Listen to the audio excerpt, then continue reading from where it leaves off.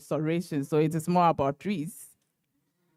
And then this one is about crops, how we are going to ensure that crop production is climate resilient.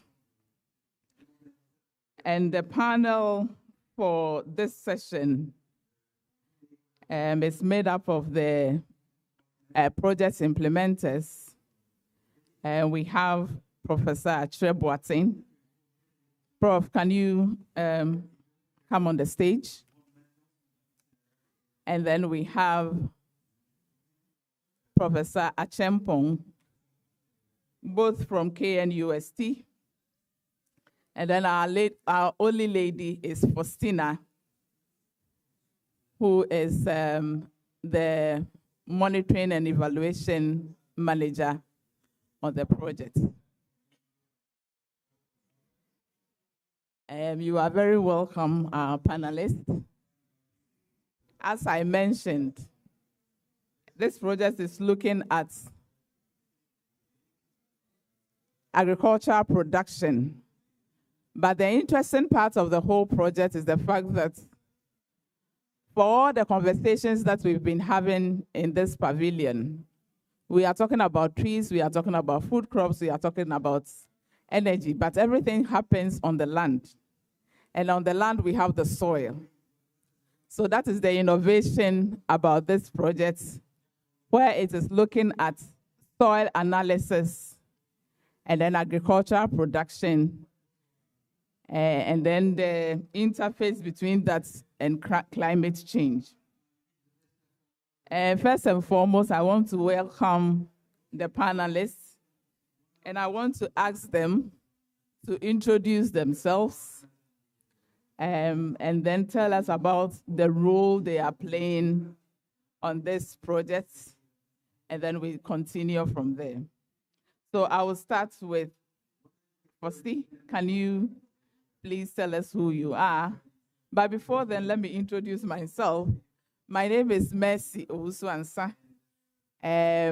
Tropping Boss Ghana happens to be a partner on the project, and our role on the project is the management and facilitation of the multi-stakeholder dialogue that ensures that the project is inclusive, and also that everybody who is part of the project is making decisions about how the project is implemented.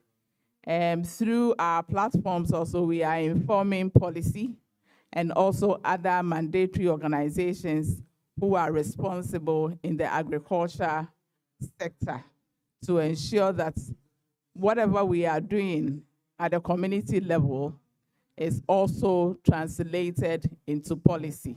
So that is what Tropping Boss does on the project. So I will continue with the next panelist, who is Fosti. My name is Faustina Kovo. I work with Friends of the Nation.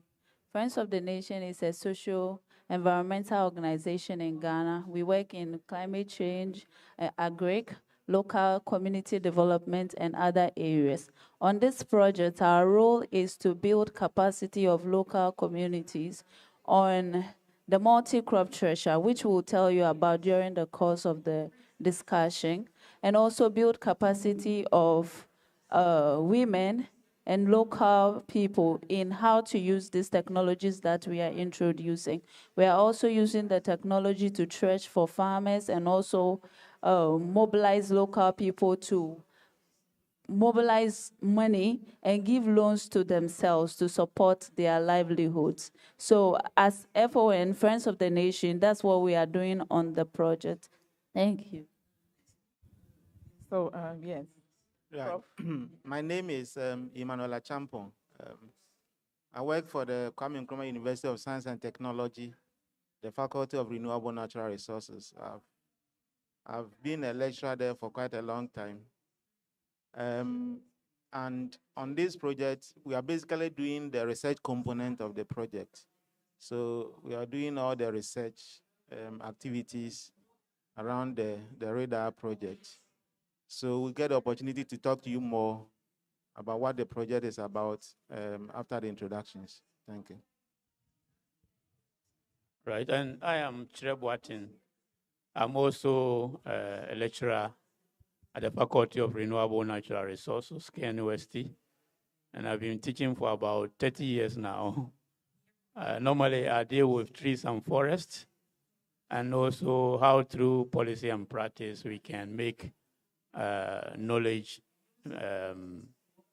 more accessible to the users. But on this particular project, I'm not working on trees, I'm not working on forest, I'm working on agricultural issues, basically looking at soils and what we can do to ensure that in our attempt to address the issue of low soil fertility, we don't emit too much CO2. And also at the same time, we have technologies and options that enable farmers to adapt to the difficulties we are going through because of climate change. Thank you. Thank you very much for the brief introduction. So if you have ever met Professor Tre before, he always introduces himself as a teacher. He never says he's a lecturer. So he says, I teach forestry, and that is exactly what he does. Good to have you all on the panel. Firstly, can you tell us a bit more about the ReDIAL project, what the project seeks to do, its objective, and then, yes, so what is it about? ReDIAL, what does it mean?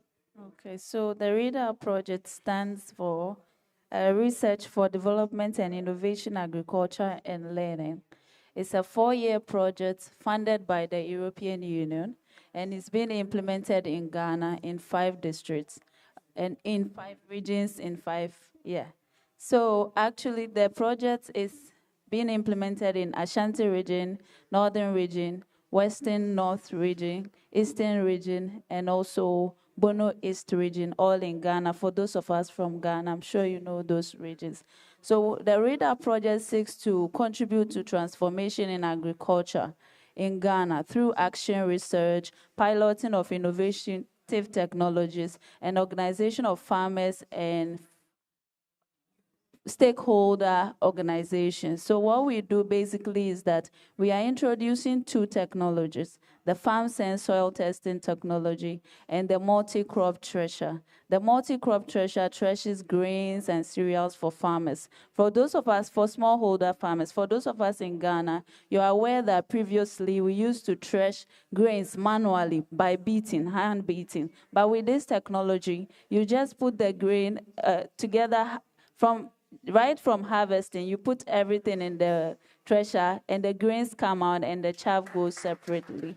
About the farm sense technology, what it does is that it has a sensor. You put the sensor in the soil, and the monitor reads for you the nitrogen, phosphorus, potassium in the soil, and we advise the farmer on what soil nutrient enrichment technologies to use, which Prof and Co will tell you more about. We are also building capacity of the women and youth in the use of these technologies, as well as mobilizing them through Village Savings and Loans Association. We currently have about 17 of that group. The group that are small income earners, low income earners, I will call them, they find it difficult to access loan from the banks. So through this project, we are mobilizing them to contribute resources and support each other by giving loans at a very small interest with no collateral. You hold it there. Yeah. We'll talk about we do VSLA more later. of that. Yeah, thank you. Thank you very much. So you hold it there because Okay. VSLAs will come later. But I want to hear from Prof. Achempong. You firstly mentioned that you are collaborating with women and then, other stakeholders. I really want to understand how inclusive this ReDIAL project is, because when it comes to climate change and then the issues about climate resilience, then one of the key strategies is inclusiveness, having everybody on board, leaving no one behind. So can you share what the project is doing to ensure that the whole program is inclusive and everybody is on board. Okay, thank you. I think as a governance person, inclusivity is very key when you want to sustain the project after the duration of the project. So there has been a deliberate attempt to involve all the stakeholders in the implementation of the project. For instance, we are working through the agricultural extension agents, so we are not leaving them behind, because as part of our sustainability plan, we want to ensure that when we leave the scene, the activities can continue. So we are working with them. And then in terms of people with disabilities, there's a deliberate attempt to also engage them, involve them in all that we are doing. We are also working with women and women groups in all the communities that we are working in. For instance, in the first year of the implementation of the project, the threshing activities focus mainly on women and people with disabilities, just so we can get their buy-in into the project, so that when the project is phased out, these activities can still continue. So it is very much important to the project, and we are making every effort to ensure that we include all the stakeholders in the implementation of the project. One of the things that Fosti mentioned about, which I really associate with inclusivity, is that you are building capacities, and then also you have some platforms where you are bringing all the stakeholders together. Can you give us some more insight into that? Right, thank you. I think Fosti talked about some components of the project, but the other things that the project is doing that we have not mentioned. Apart from the threshing and the soil testing, we are also organizing farmers into multi-stakeholder platforms. Realize that these farmers have a lot of issues, but sometimes discussing the issues is a problem for them. Discussing and finding solutions to the issues is a problem for them. Even trying to channel their grievances to the higher authorities is also a problem. So within the project district, we have multi-stakeholder platforms where farmers and other stakeholders can come together, discuss their issues, and find solutions to the issues themselves. Again, they can also make the issues, channel the grievances or the issues to the higher authorities. It is not only the farmers that are involved in these multi-stakeholder platforms, the district assemblies, the agric extension agents, all the stakeholders at the district level are part of this. Apart from the multi-stakeholder platform, we're also involved in training the farmers in climate-smart agricultural practices. So, for instance, we are training them as to how to even produce their own liquid fertilizer that they can use to enhance the fertility of the soils. And we are not just ending there, even compost making and everything that helps them to improve their productivity. We are taking them through all these trainings. So it's a very holistic project that ensures that we contribute to transforming agriculture and food systems in Ghana through the action research that we have done. We also are involved in doing demonstration plots with the farmers and invite farmers to come and see what is going on our demonstration plots. So it's a very holistic project, and we are hoping that farmers will sustain the training and the activities we are doing, so that at the end of the project, we can see some gains in terms of food production in Ghana. Professor, I'm coming to you because listening to Fosti and then also Prof. Achempong, I heard soils and soils, and so I see that soil is very important in this particular project that you are implementing. And I really want us to, get more insight into how this soil issue is built into the project.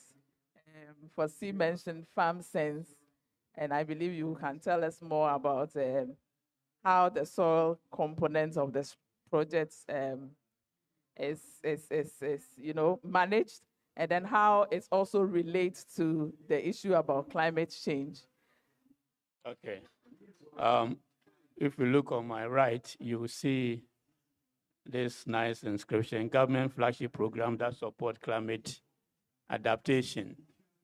And one of these programs is what they call Planting for Food and Jobs. And this is based on the assumption that fertility levels, soil fertility levels are very low. And therefore, to increase productivity of farmers, to encourage more people to go into agriculture and make money out of it, you need to support them with certain inputs, including fertilizer. And that is a good idea. But the fertilizer that they are giving to the farmers are chemical fertilizers. And chemical fertilizers have very huge carbon footprints. First, in formulating the fertilizer, you need very high temperatures.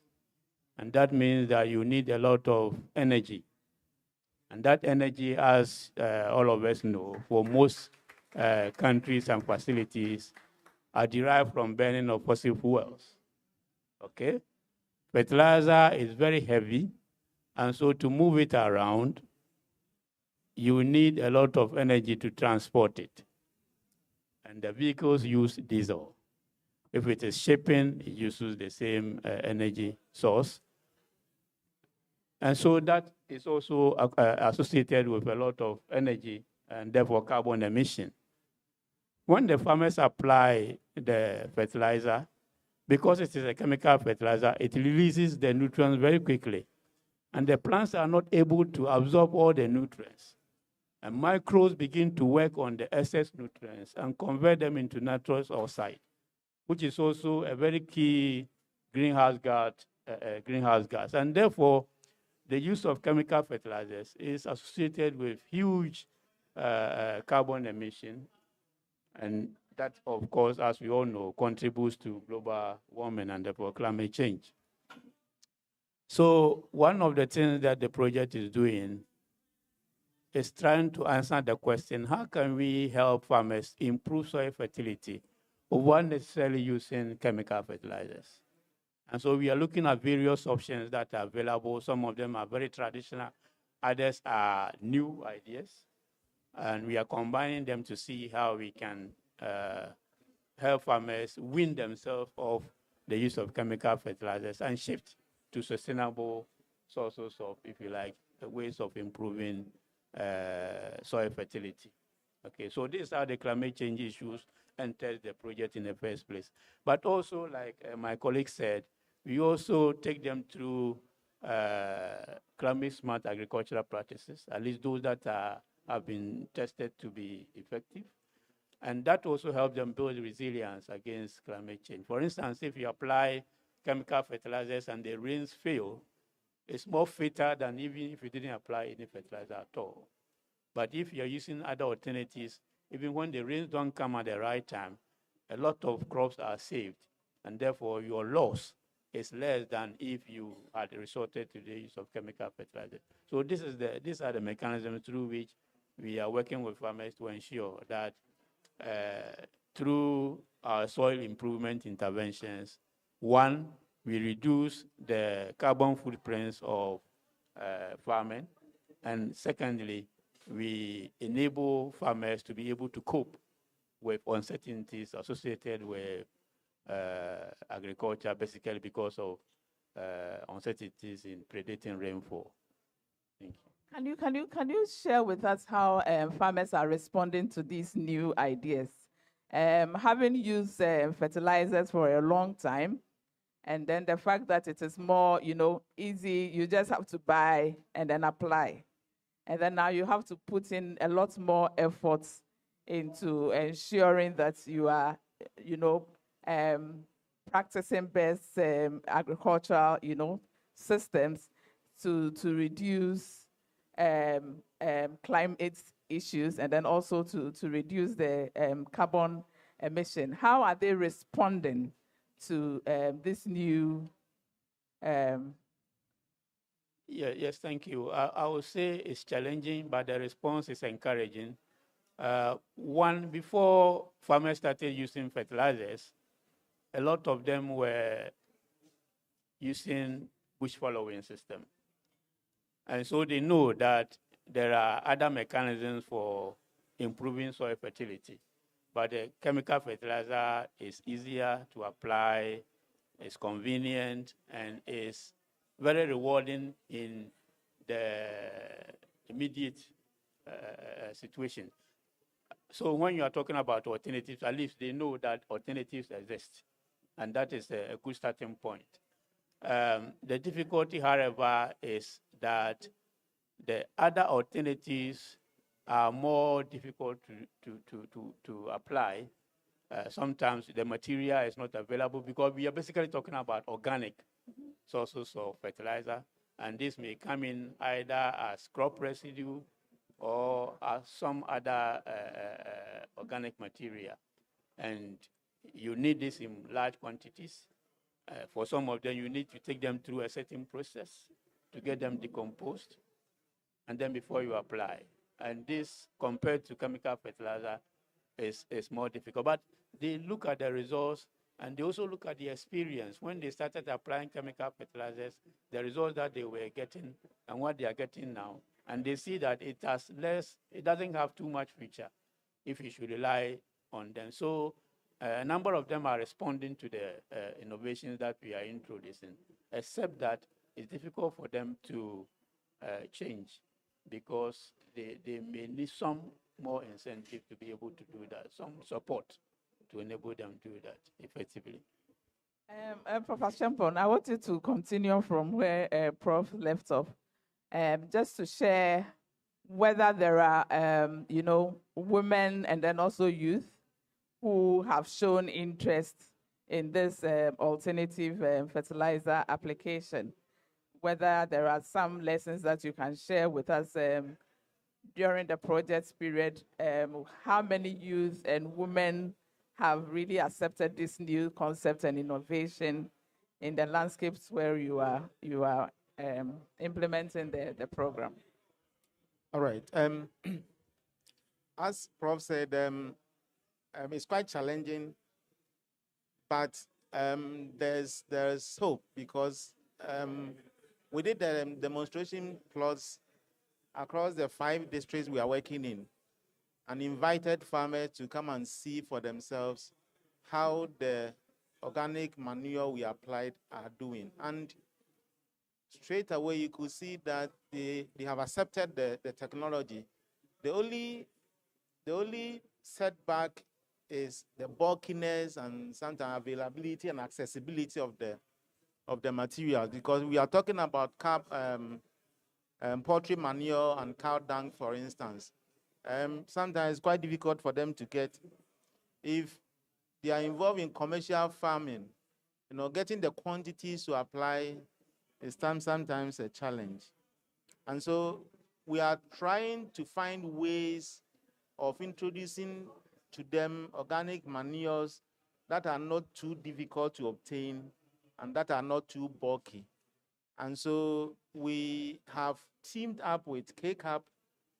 Their poster is here. That is why I'm mentioning their name. I saw their poster here the first day. That is there. Kumasi compost plant that is producing organic manure. Okay, theirs is just like inorganic fertilizer banked. And so farmers are able to go and buy and go and apply, just like inorganic fertilizer. Because when we did our scoping study, we realized that the farmers are aware that organic manure is good. They have even evidence of the benefits to them, but the accessibility and the bulkiness and the availability is a challenge for them. So when we identified this organization, we said, okay, so why don't we link farmers to this organization that produces the manure so that farmers can now buy and then apply? And so that is what we have done. We have linked them to the organization through the agricultural input dealers so that the input dealers can now source the the compost, and then farmers can buy from the input dealers.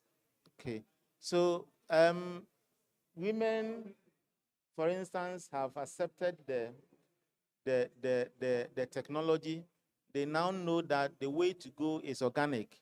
You know, when we did our scoping study, farmers attested to the fact that they have applied inorganic fertilizer for several years, but still their yields are going down.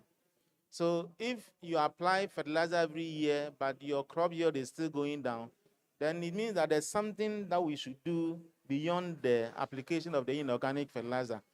And the way to go, as they have actually accepted, is to go back and use organic means of improving our soil fertility. Improving soil fertility is not only the nutrients that is being added to the soil, but the microorganisms and, you know, that improve the structure of the soil is also very key. And inorganic fertilizer has a detrimental effect on these microorganisms, including the acidity of the soil, right? So farmers have bought into the idea. The only challenge is the support they need to be able to do it on a large scale. Okay. Okay, so that brings me to my next question about finance. And Fosti was going ahead already to talk about village savings and loan. But agricultural finance for the rural poor is very critical. And I'm just wondering how the project is addressing the financial gap, and then how, because, you know, even with organic fertilizer, you need to buy some materials. You need to acquire some materials. You need to transport them to the site, and then you also need to process them before they become the organic fertilizer. So how are you, as a project, addressing this financial gap? And I would like to hear from Fosti already about the village savings and loans, and how it is also, you know, bridging the financial gap, and how it is supporting farmers in this respect. So probably maybe let me give a context, and then I'll okay. give it to Fosti to talk specifically about the VSLA. You know, agriculture in Ghana, we say that is by the grace of God agriculture. If it doesn't rain, farmers don't reap any benefit. So we are very much dependent on nature for agriculture. And so it's very risky. Risky in terms of crop failure, because if you want to go to any facility for a loan, to invest in something like agriculture in Ghana, that is very risky. Banks don't even want to entertain farmers because the venture is very, very risky. And so we need to be able to find innovative ways to be able to ensure that farmers get the needed finance they need to be able to improve their productivity. And that is how the VSLA concept came into the project. So I'll give it to Fosti to give it specifically what the VSLA has done and the prospects for the future. Please, thank you. So as Prof has already set the context, it's against that backdrop that we introduce as a project the Village Savings and Loan Association. So what we do is that we mobilize a group of smallholder farmers who don't have the financial capacity or even collateral to access loan at the bank. About 30 of them, they form a group and they meet weekly to contribute amounts they have agreed on. So we have a constitution for them, each of them, to fit the context they have agreed on. They contribute and give themselves a loan, about thrice what you contribute at the time you are requesting for the loan. So far, we formed 17 groups in 15 communities. Within the year, we introduced them in 2022, July. And up to now, so far, they've contributed over 500,000 Ghana cedis, which they've given loan about 300,000 Ghana cedis to themselves. And they pay back after 3 months. So the payment period is 3 months. Almost 80% of the membership, we have a total membership of 523 members across the 15 communities I mentioned. And so far, about 80% of the members have taken loan at least once. Some have taken, paid, and taken and paid. What they usually invest it in is the farming. So they buy inputs, they rent more land. In some communities, land is rented, so they use the money to rent land. Some use the money to buy inputs like the fertilizer we spoke about earlier. Some use it to buy other chemicals, weedicide, and the rest, or high farm labor. And so far, with us an M&E person, my engagements with them have shown so much prospect, so much benefit for the members. They will attest to the fact that, yes, but for the VSLA, some of them wouldn't have been able to farm for the season because they didn't have the capital to invest. And nobody, or even a bank or credit facility, will be willing to give them loan. So the VSLA, yes, has been very beneficial in terms of agri financing in our project districts. And some of the groups, about 12 of them, have completed the cycle. So what we do under the project is that after 1 year, we try to gradually wean the groups off so that they can be on their own. Those that we have weaned off so far are standing strong. They've continued their contribution. Some have even doubled the contribution amount, and they are doing so well. In one of our engagements recently, some are even considering mobilizing their fund to buy the machinery that we are introducing so that it will benefit all the members. And they can even use it as a business and invest, trash for other people, and generate income from that. So the VSLA is really doing well. Thank you. Very interesting. And then you are really harvesting a lot out of the VSLA. Having mobilized about 500,000 in just 2 years, it really makes it very, very promising. And then as a source of finance for smallholder farmers. I really have a lot of passion for women, and already when I look at the video that is streaming behind me, I see a lot of women in there. In this village savings and loans, are the women able to access the loans also? Are they able to access the loans? And is there any special arrangements for them to, have access to the finance? And then also, is there any special payment arrangement that is made for women and then also vulnerable? Because reading through the project, I think one of your target beneficiaries are the marginalized in the community. So are they part of the VSLA? Are they able to access the loans? Because my understanding from what you said is that people make contributions, and this contribution is what is packaged as the loan. So people who are marginalized, are they able to contribute? And if they are not able to contribute, are there any arrangements in the villages about how they can also get access to the loans? All right, thank you. So as the project is prioritizing marginalized farmers, most of the members of these groups I've mentioned are marginalized and smallholder farmers. About 3 of the groups are purely disabled persons, persons with disability, and that's about 90 people. Purely persons with disability. And for other groups that are a mixture of men and women, persons with disability, and abled persons, in the group, about 60%, 63% from my data are women. And then the 90 people I've mentioned as disabled, that form about 20% of the numbers I mentioned. So yes, disabled, marginalized women are part of this. Now, the arrangement for the contribution is that they decide on an amount that is affordable for everyone. You don't decide an amount that only a few can contribute. So it's an agreement. The 30 people must agree to that amount. And when you come for the meeting and you cannot pay the amount for the week, you are allowed to pay some.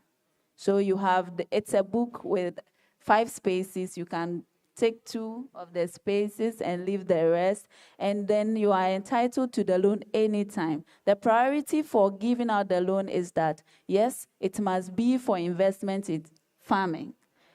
Secondly, it must be for investment in other diversified livelihood activities. And for most of the group, the third option you find is education, because in these communities, they want to help their children go to school. And so they take the loan from the group and they use it to support their children in secondary school or even universities. So yes, the VSLA women are part, and they are assessing the loan a lot.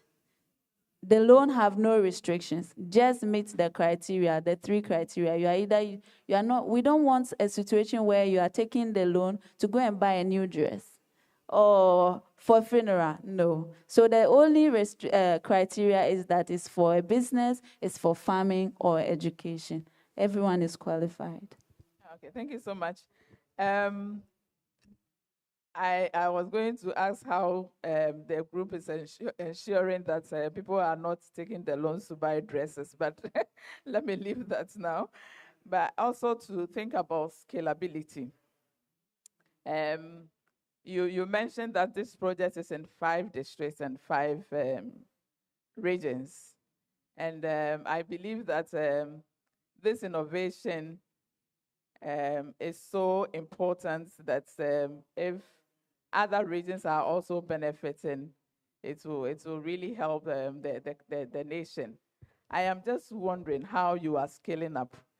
Prof. Chair, can you share how you are ensuring that the good lessons that you are getting from this project is scaled up, and then the message is also reaching other, so within the region, you have selected only 1 district. So how are the other districts in the region benefiting from the project? And then how other regions who are adjacent to your project regions are also getting this important, information from the project? Yeah, thank you.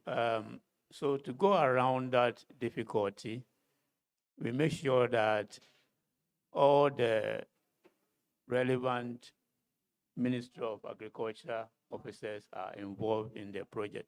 And so it is not only those in that district that are aware of the project and what we are doing and how we do it. From the regional office right up through the other districts, they are also aware. We are also building the capacity of extension agents that we know are not going to be in that district forever. They keep rotating, and so they can carry the ideas outside those districts. We are also building the capacities of the youth to be able to assess the technologies that we are introducing. And we believe that they are not going to be permanent residents of these districts. They also carry the information along. And like he said, when we try to link the cake up or the producer of the organic manure to input dealers, these input dealers are not confined to the districts alone. They also have networks. And so through that, the message can also spread. And other people outside the district can access the same thing and sell it to farmers. So it is through these indirect and direct interventions that we are trying to reach out to other people beyond the immediate vicinity of the district. But even that aside, 5 districts is quite big. Sometimes we wonder if we could even scale down, but we are trying, we are managing. Professor Champong, can you explain how you are also engaging policy makers at the national level, and then sharing some of these research findings, and then some of the recommendations that you have already had from the projects? How are you doing that? Okay, I initially mentioned the multi-stakeholder platforms. It is not only at the district levels. So we have a district level multi-stakeholder platform and then a national level MSD. So the idea is that the issues that come up at the district level will be discussed at the national level. And so far we have done 1 national MSD where a lot of issues were discussed. And we hope to do another one before the end of the project in July 2024. So that is how we get the issues across to the policymakers. What we need to do, and I know some policy briefs are being prepared. We are preparing policy briefs from the national MSD we did, and also we had the policy dialogue on soils in Accra.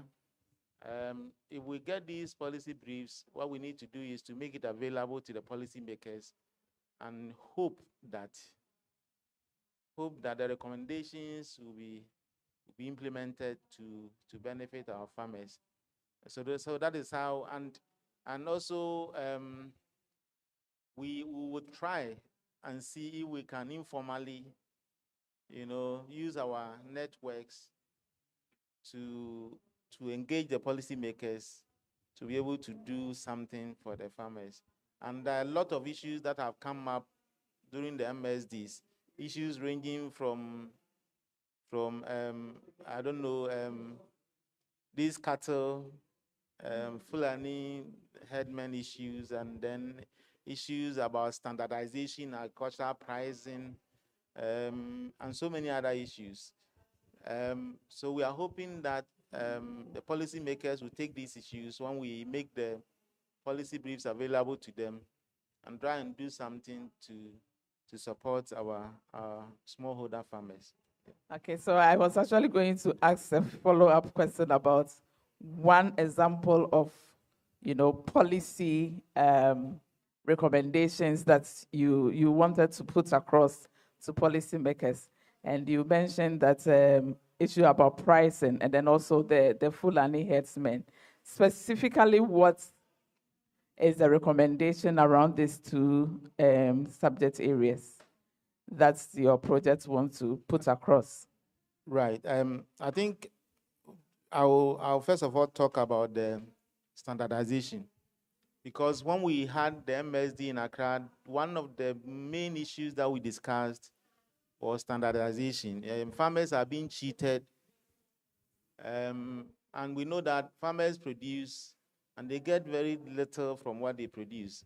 Those that benefit from agricultural products in Ghana is the middle women and the middle men. And so they come to the farmers and buy the foodstuffs very cheaply. Sometimes they use unapproved means of bargain so that they can cheat the farmers. In our discussions, we realized that the standards are there. Standards in terms of weighing of agricultural products, even the type of bags to weigh when it is maize or rice, all the standards are there, but we are not following the standards. The standards are in books, and some of us were not even aware that the standards were there. We have written them. We invited Ghana Standards Authority, the ministry, MOFA, people that are in charge of standards. They all came. The standards are there, but they were hidden somewhere. Through our dialogue, we have made the standards available to stakeholders. Now people know that those standards are there. What we need to do is to be able to ensure that the standards work. Right. So it may take some time, but gradually we are making people aware that the standards are there and we have to use them. We need some sort of enforcement.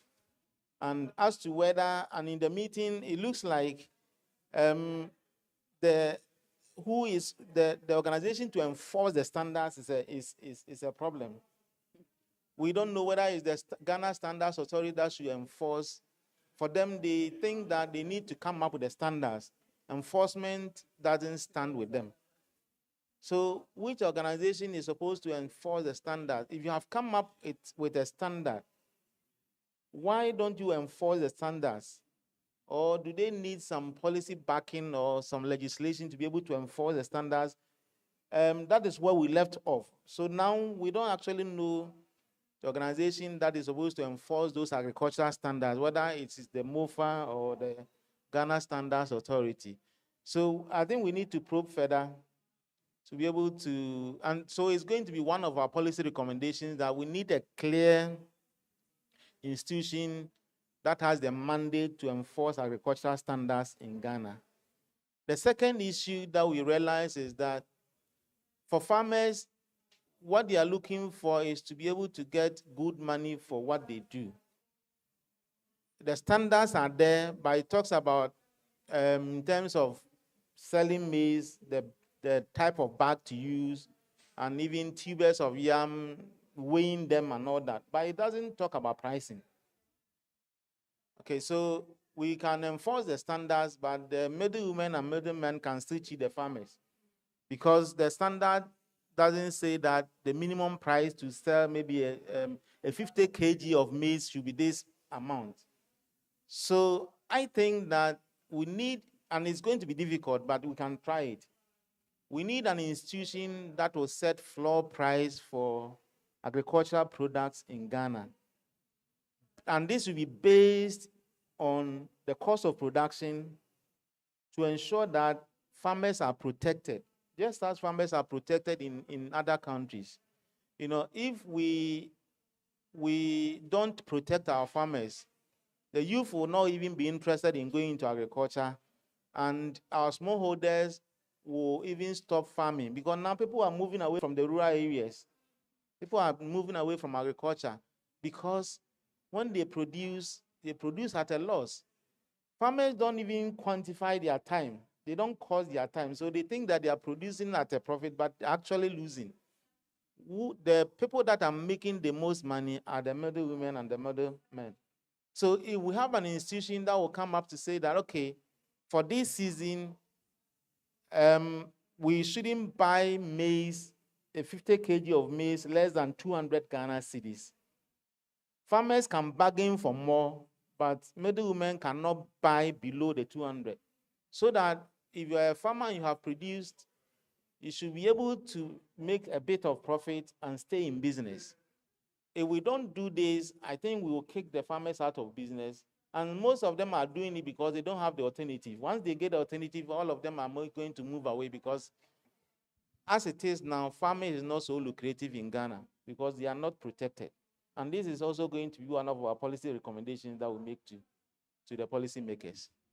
Okay, so we hope, look forward to these policy recommendations, and then we are hoping that when it gets to the policymakers, they will do the necessary things that they need to do so that this is enforced. Because the issue about enforcement that you raise is an issue that is not just in the agricultural sector. We see that in all the sectors in Ghana, that the policies are available, but how to enforce them is always the challenge. Now to the last questions that I want you to answer. You have brought a lot of research results, and then also some innovations into agriculture. And there is this stretching, there is this farm sense, and then the farm sense is also part of the soil analysis. Thinking about sustainability, because this is projects. Every project has a lifespan. At the end of the project, what happens to the farm sense? How are the women and then the vulnerable in the community, how are they going to thresh their cereals? And then how are they going to do the soil analysis?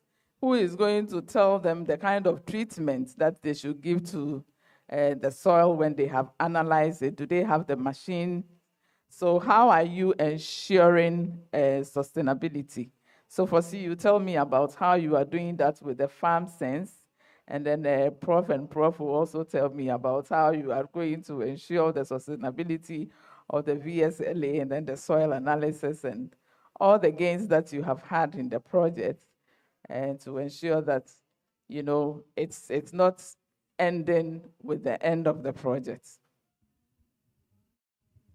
So about the farm sense and soil aspect, we have procured a number of the farm sense tools, and we have given them to the departments of agriculture in the districts we work with. So we've also built the capacity of most staff in the Department of Agriculture, particularly the Agric Extension officers. We have also produced a climate smart agriculture manual. One is in my bag, I should have brought it. So these have been given to the department. So we are expecting that with the capacity they have, the trainings we've done for them, beyond the project, which ends in July, the EU would not be able to give us money to support their movement anymore.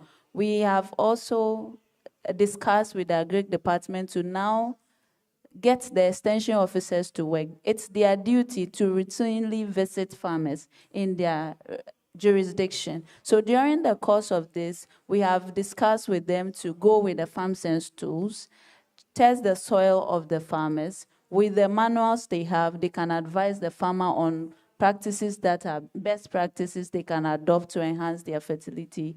And so they already know how to use the tools. They have the manuals as reference to advise the farmers, which we think that for that aspect is sustainable. They should be fine. Okay. Our sustainability planning is enshrined in the way we have implemented the project. We didn't leave the stakeholders out. So right from the beginning, the stakeholders are part of the process.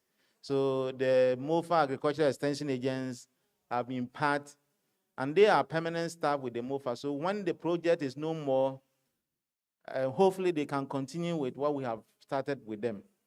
Okay. So we are hoping that once the project is no more, and the MOFA extension agents will continue to engage the farmers, and we are leaving the thresher and the farm sense devices with them. So hopefully we are thinking that they will continue with and they are very happy with the innovation. So hopefully we are thinking that they will continue with the practice. Again, we are also the private sector organization that we are engaging. It's also one of the sustainability issues, because now, even though KCAP had the intention of spreading across almost every district in Ghana, their involvement with our project has given them some impetus to be able to move faster. By linking the agricultural input dealers with KCAP, they now know that they have market, and farmers know about their activities. So now the impetus to move to every district, and it's not only in Kumasi, they have a facility in Sayur, so they have one in the Yendi area. So their intention is to spread across every district in Ghana so that their products can be closer to the farmers to be able to use to improve agricultural productivity. So the way we have implemented the project, for me, will ensure that the interventions are sustainable beyond the 4 years. And the project is coming to an end July 2024, unless there's an intervention from the EU to give us an extension. The project will come to an end. Thank you. Yeah, I think it's one difficulty that every project goes through, that after you've implemented it, you expect that government actors, state actors will take over and continue from where you left off.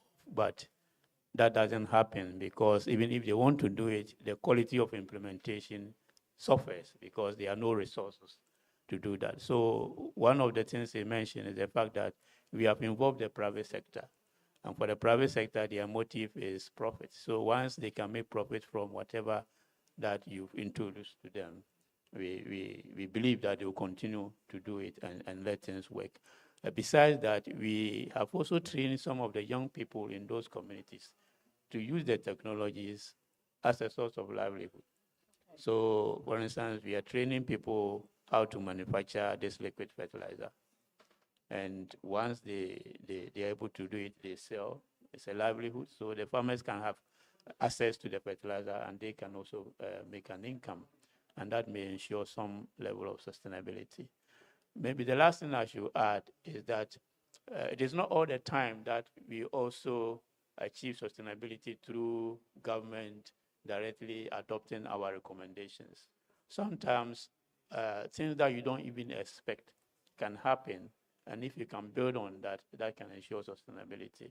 For instance, one innovative thing we did in this work was to involve the disabled, as she said. Now, when you look at the planting for food and jobs, very big, and they talked that the vulnerable people were the youth. So let's get the youth involved. Nobody remembered that they were disabled farmers. But through this project, the agric department has learned, the ministry has learned that these are very important stakeholders when it comes to even agriculture. And so subsequently, they get them involved in agricultural discussions and debate. And I think that this is one of the pillars of sustainability in one way or the other. Okay, let me now give the opportunity to the audience who may have one or two questions for our panelists. Are there any questions or comments, similar experience for this project to explore? I think you will have to come here because the mic cannot move. Okay. Thank you so much for that talk. That was really interesting. My name is Nisha Ann Longdon. I work for a nonprofit in Ghana called the All Foundation. I think I more have comments and rather than questions just for you, because I think the issue of farming and food security is particularly important in Ghana. And of course, with climate change, this industry that you've discussed already has real challenges in terms of profitability, are only going to become more severe under the impacts of climate change. So my question to you is, or my comments rather, are just to understand more about the solutions to build in climate resilience, because this industry, the EU funding, as you mentioned, will come to an end. So there needs to be a plan B for that, but there also needs to make sure that we're able to move the model from not just one that is being funded, but also that is self-sustaining through profitability. So thinking about that, how are we trying to create resilience that will help support the profitability of the industry? And then just on that comment of profitability, are there any other types of business models that you are exploring in order to drive that agenda, whether that's through cooperatives or pooling of resources, just trying to think about what is the future to build both climate and economic resilience? Thank you. So comments and then some questions in the comments. I don't know whether you want to. Are there any other ones? Yeah, if I heard her correctly, her concern is whether we have business models to ensure that through certain interventions, farmers will become more resilient to climate change and therefore be able to cope with those uncertainties. The project focused more on technologies rather than business models, and the two are not the same. When it comes to pooling resources together and sharing risk, for instance, we didn't look at that. But that could be a way of ensuring that people are protected somehow if there is crop failure. But that was not the focus. The focus was to look at what can farmers do, how can they change the way they farm, such that if there is, if you don't get rains at the right time, or if you have too much rains when you don't expect them, at least you don't go through a total loss. Okay, so but I think from these lessons, models can be built, even though that has not been part of the project, if you like, thinking at the beginning. But it's something that we can learn from and build on. Yeah. Yeah, Fosti would like to add something. So during the project initiation, what you asked was not part of it. But in the course of implementation, we realized that. And so as part of the VSLA model, which I mentioned earlier, we are also educating the farmers to try to invest in diversified livelihood options aside the farming, so that in case, what Prof mentioned, in case of crop failure, they can have some resilience. So They are also investing in that, like businesses. Ideally, we wanted them to take our businesses in the technologies we are introducing, the multi-crop thresher and the farm sense. But we realized in the course of the project that these are expensive and capital intensive. And so we are rather advising them on small scale side businesses aside farming, which they are doing very fine with that. Thank you. Obed, did I see your hand up? I would be surprised if you didn't ask a question. Sure. Thank you very much, Prof, for the education, and especially my question goes to you. Last 2 weeks, we had the EU team at one of our projects, and they came to do an evaluation. And one of the suggestions, advice, more like it, was that we should try to implement the village savings and loans, because most of the issues that were raised by the communities was bordering around funding and finance. And so, yes, as part of our next steps, we intend to introduce the village savings and loans. For me, as a project manager, my fear is, or some of the concerns, is that what are some of the risks? I haven't implemented a village savings and loans association before. What are some of the risks that we should be mindful of starting?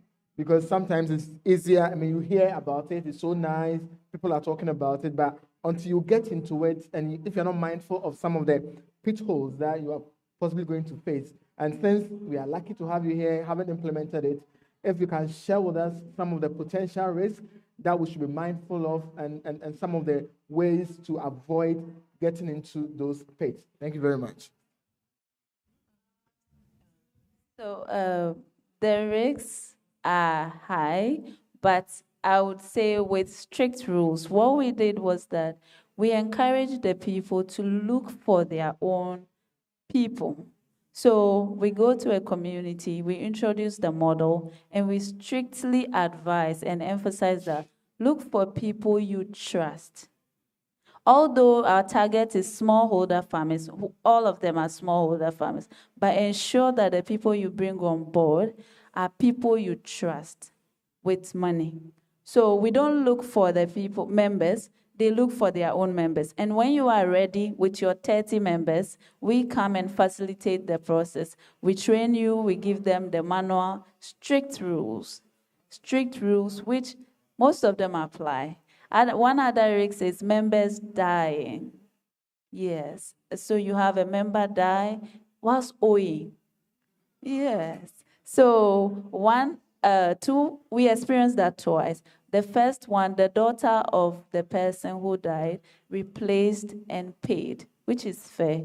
But then the other one, nobody was willing to pay. So during the share out, what they did, which we appealed to them, was that they have two sets of funds. There's main contribution and social fund. So the social fund, the group agreed that, okay, we are going to pay for this person.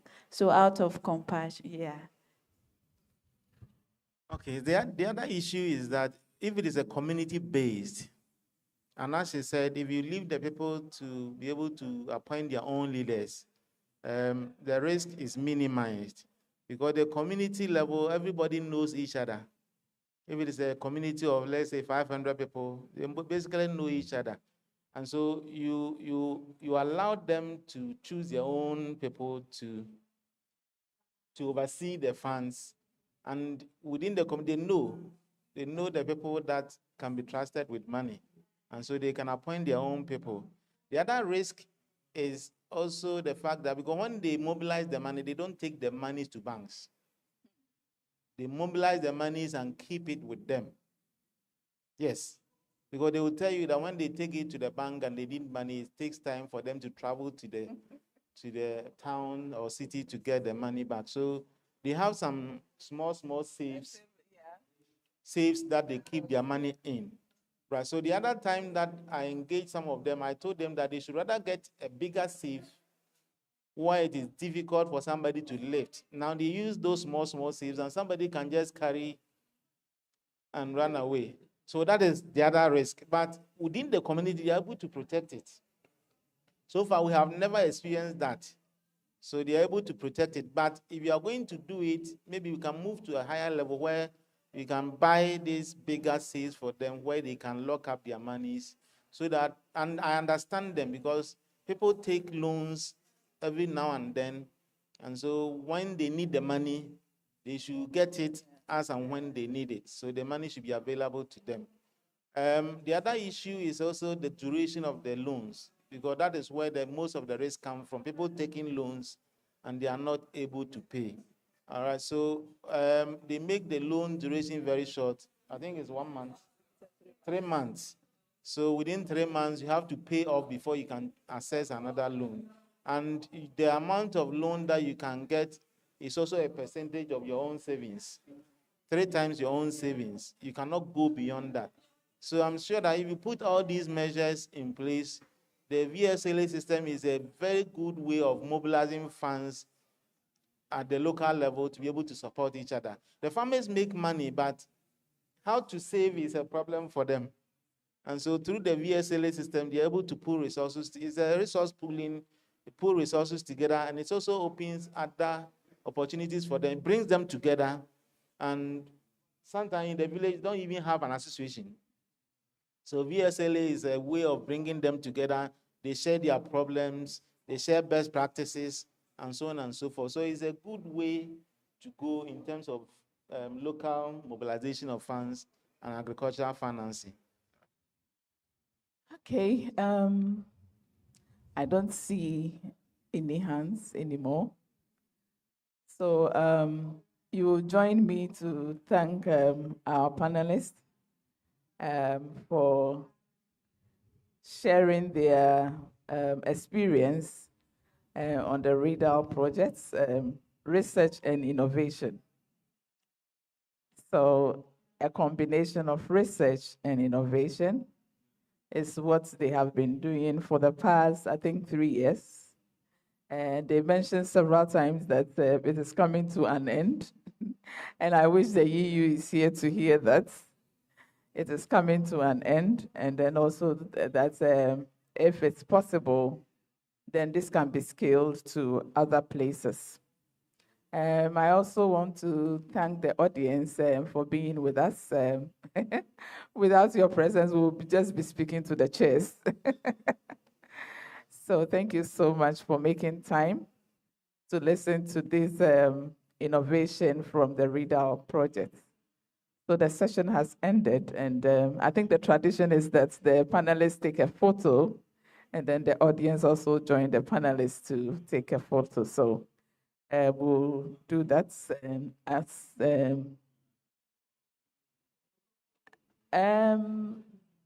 are already here.